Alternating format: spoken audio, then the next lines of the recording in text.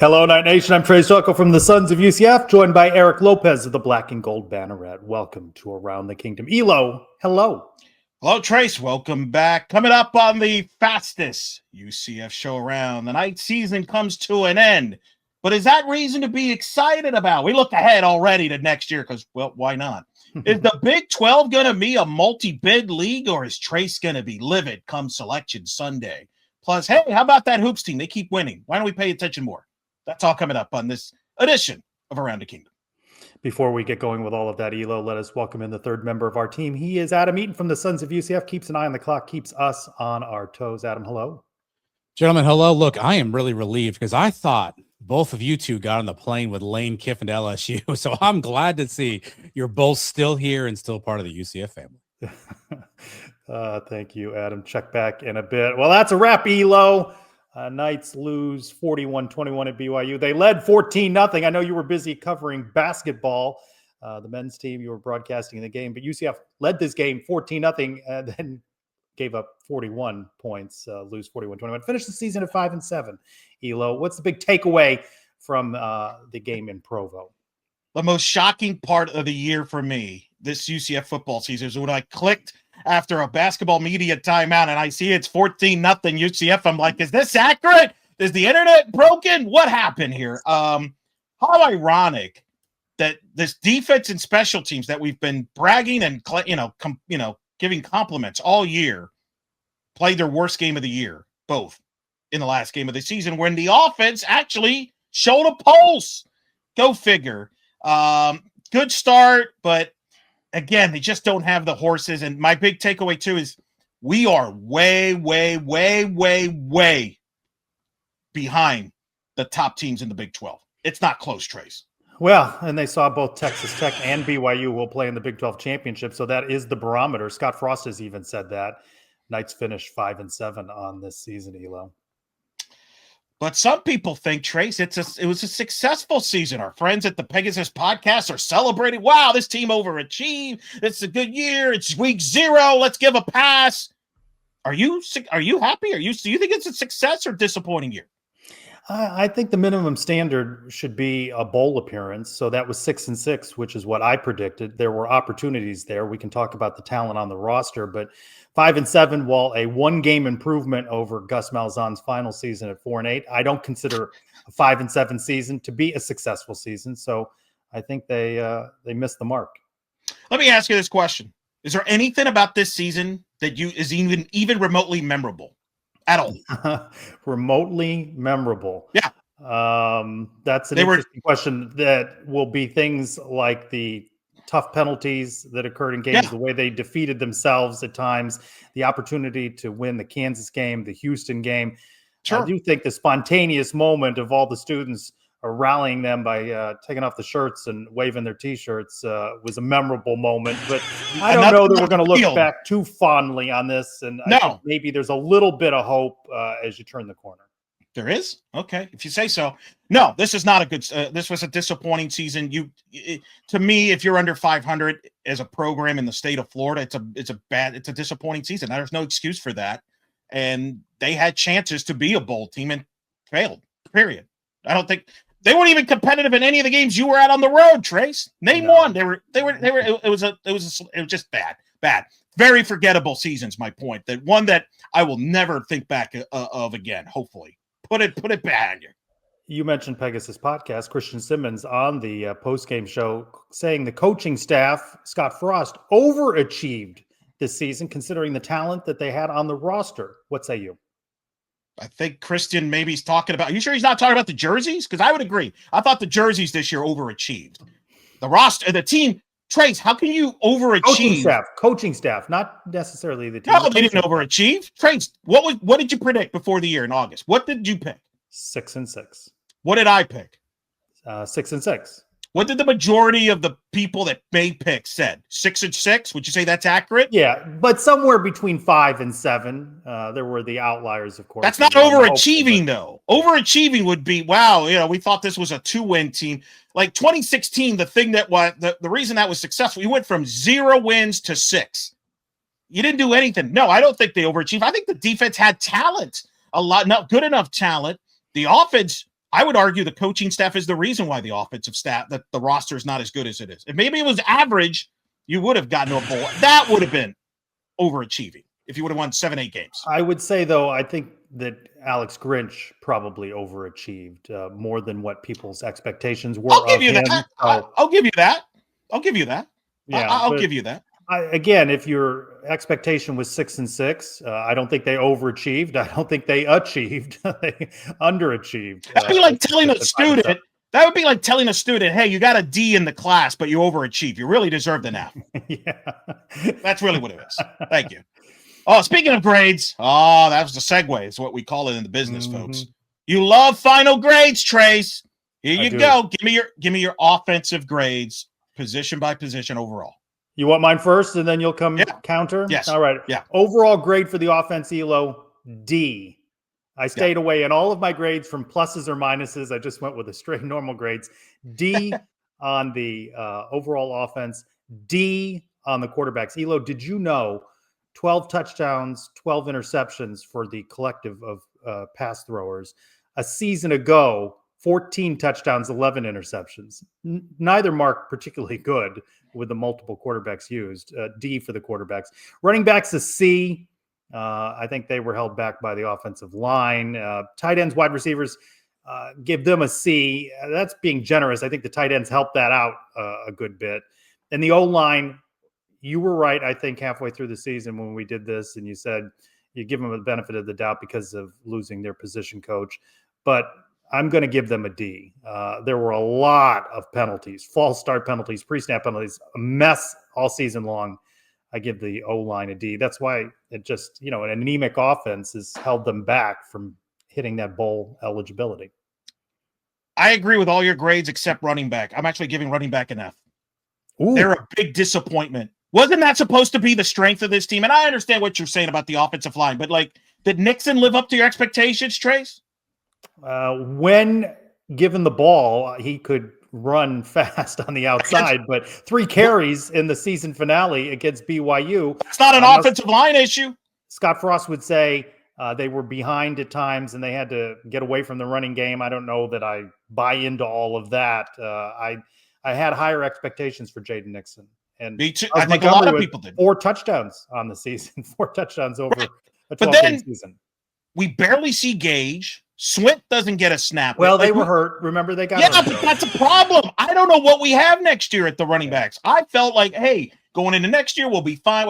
No, it's a big failure. The running backs this year was a big failure just because of the production wasn't there. And really, it underperformed. Yes, some of that is offensive line, but it didn't live up to expectations. Whereas the other ones, I think you're dead on. You're dead on. All right, Elo, you have to, for this segment, name an offensive MVP. Do I? What? Who do you name? Dylan Wade. He was the only playmaker that would make catches, and you trusted. He came on late, right? He probably won the Oklahoma State game, or otherwise we'd be 4-8. By the way, for this whole hey, they improved from last year. Really, it took a comeback win against Jacksonville State and Oklahoma State to improve on that. But I would say Dylan Wade, who probably had the best tight end season since Akins. Yeah, Dylan Wade with 5 touchdowns, Elo, just a couple of yards off the yardage lead for the Knights pass catchers. So, yeah, I concur. If you had to name a second, who would you name? You just gave the running backs an F, so it's not going to be one of those. I can't imagine you giving a quarterback. And my first half MVP, I think, was Dwayne Thomas. He ends up with 0 touchdowns. So I like him in the offense. I think he can do things, but it's hard to award an MVP to a guy with 0 touchdown receptions. Can I pass for cash considerations for the roster instead? Yes. Maybe I'd go with that. I would probably say that. I mean, if you force me, I'll say this. I'll give Taven Jackson the second nod, only because he hung in there as the quarterback when he was probably not healthy. And he did help him win the Jacksonville State-Oklahoma State game. That's the best I got. Yeah. Best I got. Gotcha. Hey, speaking of which, who do you want back on this offense, Trace? Well, the one we just gave the MVP to. Tight end Dylan Wade. I like what he could develop into in this offense. I think you got to pay him and keep him. I would say Wade, yeah. It's a no-brainer. He is the one guy can make plays. And man, how many years that we used to be frustrated about the tight end not being used? We'll say that's the one thing we can't complain about this year. Boy, the tight end was used a lot. Now, if we can only get some receivers around Dylan Wade, but my worry is, what's it going to take to keep him around? But I would say, yeah, Dylan Wade by far offensively is the guy I would want. And I would just throw out that I do hope they can keep Dwayne Thomas Jr. I think he's got speed and he can do some things in the offense. With a better play out of the quarterback, right? And Waden Charles, a young guy. Yeah, I'd like to see him as well. But when you look across graduation losses aside, who do you keep on the offense when you give them a bunch of D's and F's? There's not a lot of guys to build with. So these are the guys that for me stood out. I find it interesting. You did not mention one running back, not even the guys that got hurt. What do we know? I mean, don't get me wrong. I want those guys back, but what do we know about them? Exactly. So, that's why I can't feel them. Yeah. All right. Better half of the ball, Elo. The defense, your turn first. What do you give the grades to the defensive side of the ball? I think I'm going to go B across the board. I can't give them an A per se, only because I don't think, to be an A, you would have had to be an elite, dominant defense that literally was Texas Tech level-esque. But I think across the board, it's a B. I think it's a solid B. I thought, except I'm going to throw out the BYU game and the Texas Tech games because that just got out of hand and you were, it was a no man's land. This team is the reason why a majority of the reason why they won 5 games. I was happy with the D line until they got hurt. That's the other thing. They got hurt. So if you saw some drop off, it was because of that at the end. That's kind of what I equated to. So I'm going to say B, Trace. So across the board. Yeah, I have an overall grade of a B, Elo, D-line B. I like the linebackers between Cole Kozlowski and Lewis Carter. I gave them an A, secondary a B. I don't think they created enough turnovers. I think that was a season-long problem for them. It came up week after week that they just weren't forcing enough turnovers that could keep them in games. You mentioned the injuries on the D-line. And imagine if they weren't on the field as much as they were. Would they have been stronger? I know you're pointing out the BYU game, but again, and the offense did some things, especially early, but how they might have played, Elo, if they hadn't been forced to be on the field as often because the offense couldn't do anything. So if the offense could just do a little bit more and defense be on the field a little bit less, maybe you got something there. But when we were talking about overachieving, I think Alex Grinch is one you want to keep on this staff. And let's just wrap up. Where I didn't have this on the rundown, Elo. Special teams, overall grade on special teams. Ooh, I'm going to say B-. You got a kicker that was, has had a great year, who is up for kicking awards. I thought the punt return was better. If you want to nitpick the kicking game, now again, BYU aside, I understand that didn't go well. I thought it was a much improved area of the ball. Yeah, I mean, I think it's an underrated season for Noah Ruelas, and you might even say he may be your team MVP because he didn't miss much. B seems right. Punting wasn't spectacular, and the punt return for touchdown, there were some coverage issues at times. So B seems solid, though. Who's your defensive MVP? Tough for me. I just gave the linebackers an A, but I like this kid, and I wish they could find a way to get him another year of eligibility with UCF. Cole Kozlowski. I know he finished second on the team in tackles, Elo, and I like Lewis Carter a lot, but I love the energy of Cole Kozlowski. I'm going with Carter. That's a pick. I have no issues with Kozlowski, though. I mean, the linebacker, remember how the linebacking play is probably the best linebacking play we've had in a few years. While. Yeah, I agree. Maybe since Nate Evans, dare I say, 2019, maybe the last good linebacker we've had consistently, or core anyway. But I got to go Carter, man. That guy was making plays. I would give him, in fact, he would be the guy. I know we're jumping ahead here, but he's the guy. That's the question. Who's the guy you want to have back on defense? Bring him back. It's him, right? You got to pay him to keep him. I'd mentioned John Walker, double teamed a lot. He was coming off an injury a season ago. I think as many of those guys that you can keep back, you should. Up front, absolutely. There was a strong defense. And if you're going to have to rebuild the offensive side of the ball, it'd be nice to know you have as many key pieces back on defense as possible. Yes, I agree 100%. Keep as many of those front guys you can. You're going to lose some secondary guys, linebackers, but you're optimistic that, remember, this staff did find some of those defensive gems. Maybe you find him again and build it up there. So, but I agree. I think Carter would be the one that I would want back. He was consistent. Wouldn't you say he was the most consistent? And a quiet consistency too. Yes. Right. I don't think he was as talked about as you would have thought. Speaking of gems, time to bring back in Adam. Let's pay this man, Elo. Let's keep him. he's back now for the silly game. I love this talk. Let's keep doing this, guys. But I've got some questions for you. Not a lot of UCF stuff, so I'm going to go broader college football in these questions. So simple questions. You all just give me the answers. Elo, I'll start with you. A lot of coaching changes going on right now. Which of the 4 American Conference coaches that jumped to a new position do you think will fare better? Alex Golesh going from the Cows to Auburn, Ryan Satterfield, Memphis to Arkansas, Eric Morris, North Texas to Oklahoma State, or John Summerall for Tulane to Florida? Who do you think will do better? Morris, Oklahoma State. Why? First of all, there's nowhere to go but up if Oklahoma State coming off a 1-win season. But I believe Morris, who I'm going to predict, I'm going to spoil this. I think he's going to take his quarterback with him to Stillwater. I think they'll put up some points, and I think in the Big 12, that's good. You can get, if you have an offense, you could be middle of the pack at worst in the Big 12. I will go with him. I would have said John Summerall, but Gator fans hate him already because they feel he's Billy Napier 2.0. So I'm going to go with Morris. Yeah, I think the pressure cookers in Gainesville and Auburn make it difficult for those 2 coaches to succeed. I think Morris is the answer, but I'll go off the board and go Silverfield. I think expectations are low in Arkansas, right? This is a 3-win, 4-win team. And so if he can get him to 6-7 games wins, then I think he will have overachieved in a place like Arkansas.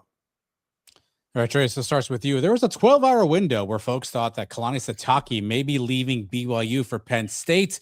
BYU has since ponied up some dough, and it looks like Kalani Sitake will be staying. A lot of folks wanted that to happen. But, Trace, it got me thinking, who is the best coach in the Big 12? A lot of folks think it's Sitake.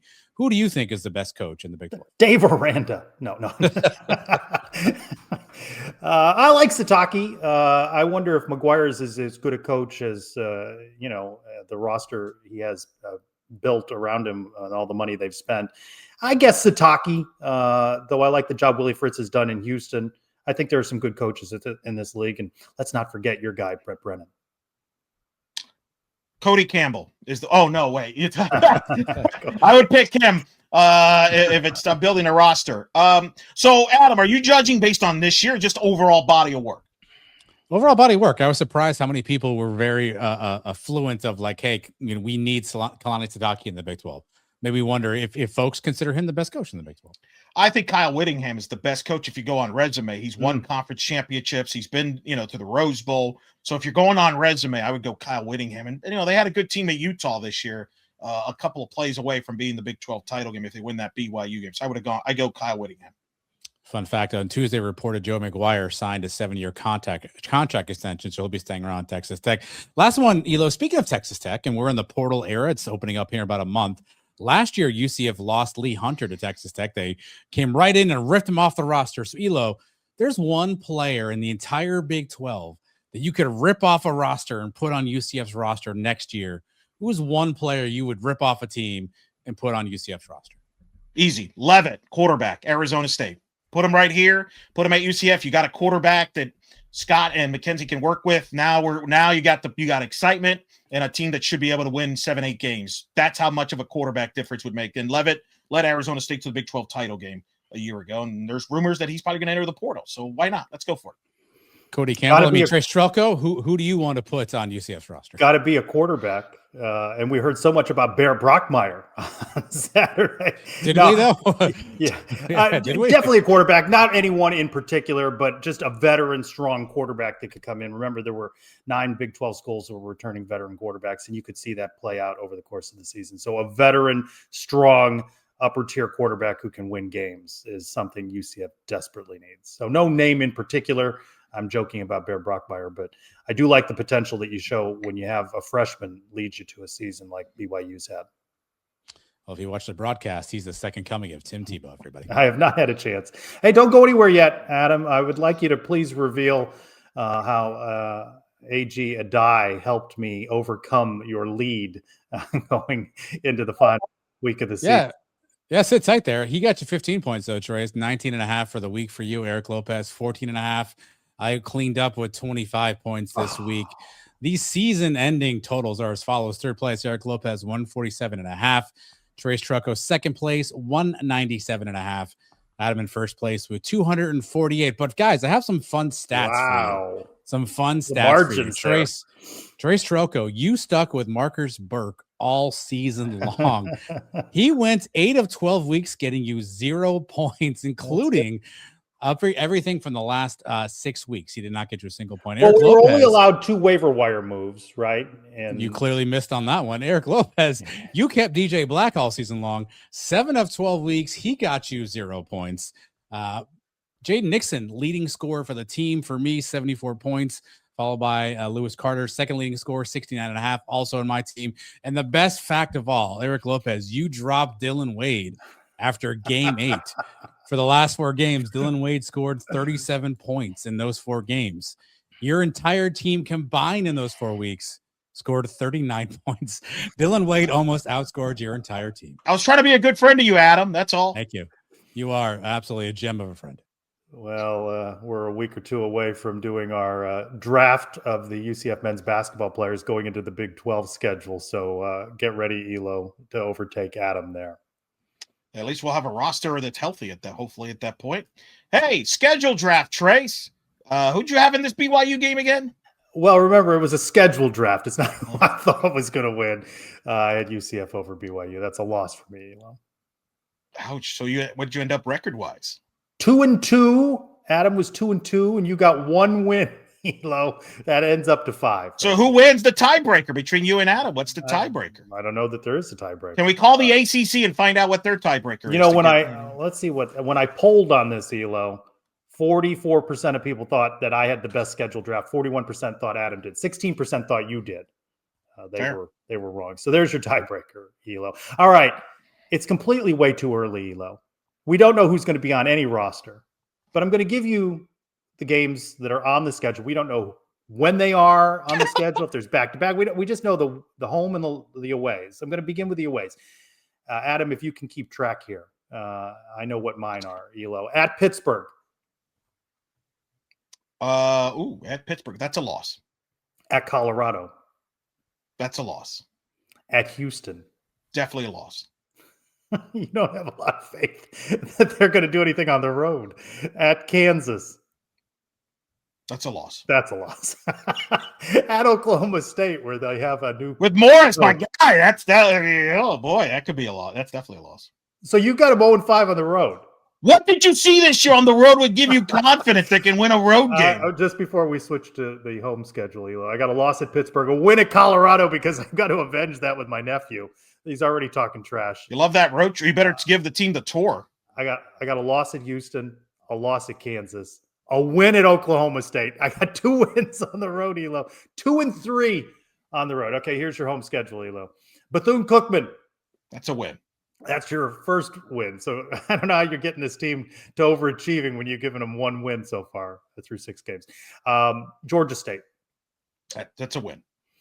Okay, now things get real. Arizona State. Ooh. I'm going to say, if Dillingham is still there, I'm going to say loss.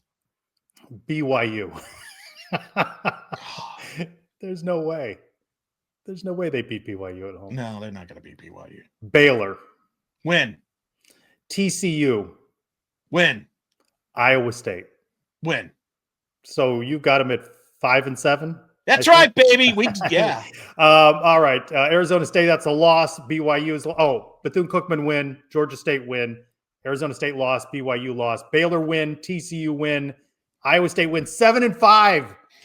So this exercise tells me, which is ridiculous, we don't even know the dates and all this. We don't know anything. Colorado and Oklahoma State might be the swing games that determines whether this is a winning season or not. It's a surprisingly tough home slate. Yes. Though. Yes. They were 5 and 2 with losses to Kansas and Houston at home, games that were winnable, approachable. Which they is competitive on the road. Which is why steal a game on the road or Correct. 1 or 2 games on the road, but you got to go perfect pretty much at home, and that's a tough slate.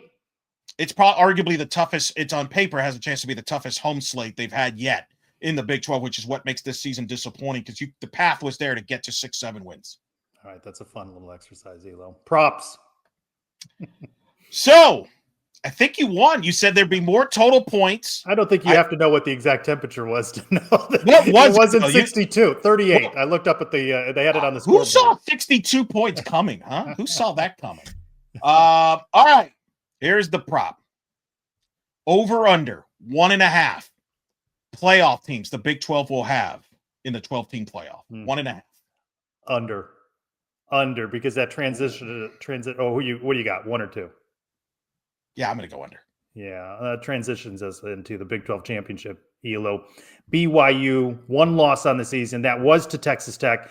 By the way, that was the lowest margin of a victory for Texas Tech, I believe, on the season. What do you think? Does BYU have a chance here? Do they have a chance? Yes, in that it's a rematch. Maybe you come out with more motivation. Look, Neutral BYU neutral. Well, yeah, sure, Lubbock. Yeah, I mean, and Jerry's well. Yeah, that won't be Texas Tech fans there at all. BYU travels well, right? So they better get ready to pay. I just think Texas Tech's more athletic, and Texas Tech has a lot to play for. In Tuesday night's committee so does BYU. Yeah, but Texas Tech is the number 4 seed. If they win, I think Texas Tech gets a bye into the quarterfinals, and I think Texas Tech, Trace, can play for the national championship. I think they're that good. I just don't think BYU is athletic enough to stay with Texas Tech. They must get off to a good start and play from the lead. If they fall behind Texas Tech like they did against UCF, they're not coming back.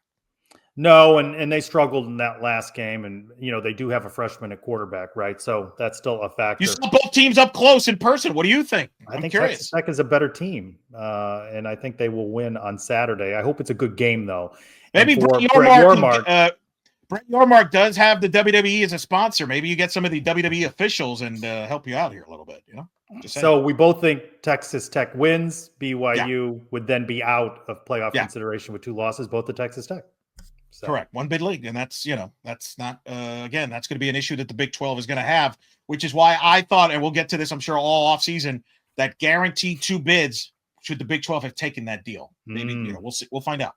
We'll find out down the road on that. Hey, Trace, I don't know while you were traveling out there in Utah and got to see the scenery, I don't know if you heard, but Lane Kiffin left Ole Miss. Finally made a decision. Is going to LSU, drew a few interest. A lot of people are talking. My question to you, Trace, if UCF had a similar situation where they're in the playoff, but the coach leaves for another job, would you let him coach or not? Lane Kiffin wanted to coach Ole Miss. Keith Carter, the AD for Ole Miss, said no. What would you have done? Scott Frost wanted to coach UCF in the Peach Bowl and did double duty with Nebraska. And so I think if the players and everybody can agree to it, then yes. And I think Ole Miss maybe should have come to an agreement on that, but that's a hated SEC rival, so that's why they wouldn't. I actually agree with you, and I'm shocked that more people are not on our side. I think too many people are acting emotionally and irrationally.